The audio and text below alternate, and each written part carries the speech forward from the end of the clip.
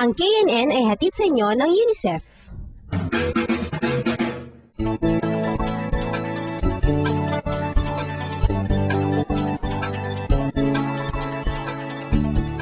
First at Camarines Norte, ang ulat mula sa bureau ito ay tungkol sa isang festival.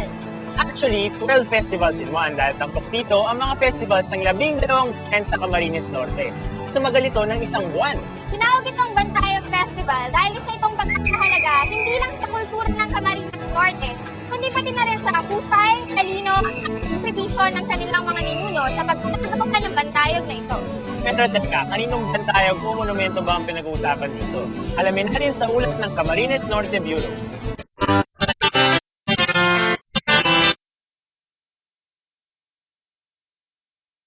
Ito ang aming lalawigan, ang Camarines Norte. Binubuo ito ng 12 bayan na punong-puno ng magagandang tanawin, tatangi-tangi mga produkto, at mababait na tao. Bawat bayan ay may angking kagandahan at katangian na tunay na maipagmamalaki namin.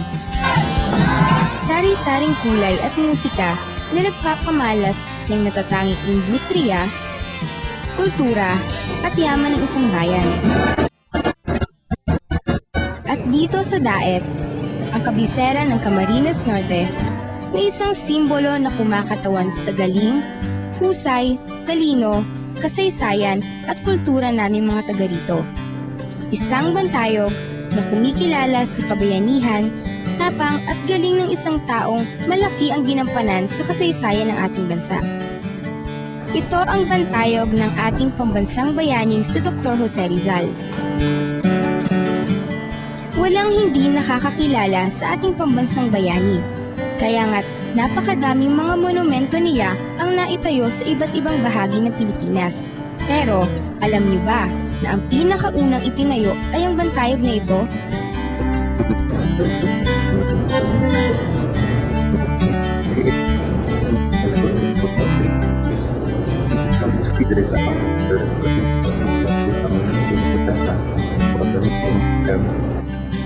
Nauna pa ito sa sikat na monumento ni Rizal na itinayo sa Luneta noong 1913. Ayon kay Sir Abel, ito'y dahil sa mga nagawa ng mga taga-Camarines Norte para sa ating bansa ng mga panahong iyon.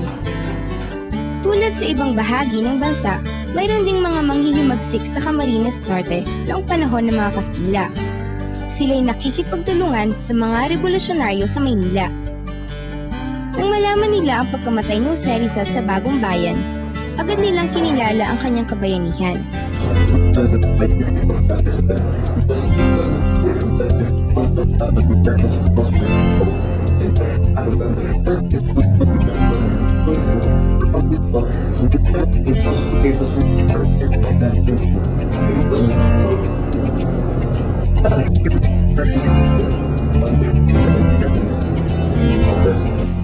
Ang isa pang dahilan kung bakit espesyal ang bantayog na ito ay dahil ang perang ginamit dito ay mula sa pawis ng mga mamamayan ng Camarines Norte noong panahon ngayon. Sila ay nagsakripisyo at nagbigay ng malaking bahagi ng kanilang kita para lang makaipon ng sapat na halaga para sa proyektong ito.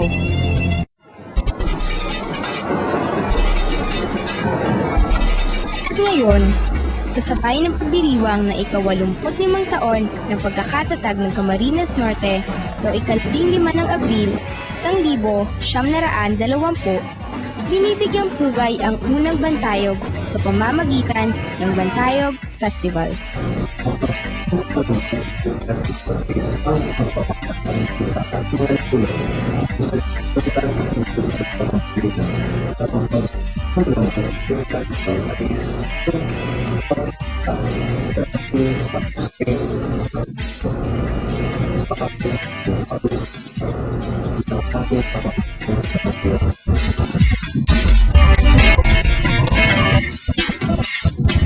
Ang festival na ito ay isang buwang pagdiriwang na punong-puno ng sari-saring mga aktibidades na kinatatapukan ng lahat ng festivals ng 12 bayan ng lalawigan.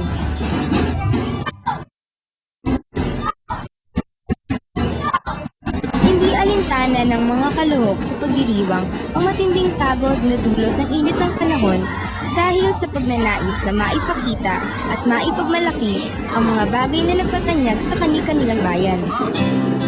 Sa festival na ito rin ipinakikita ang mga pangunahing produkto ng 12 bayan ng Camarines Norte na nagpapatunay sa taglay nitong likas na yaman.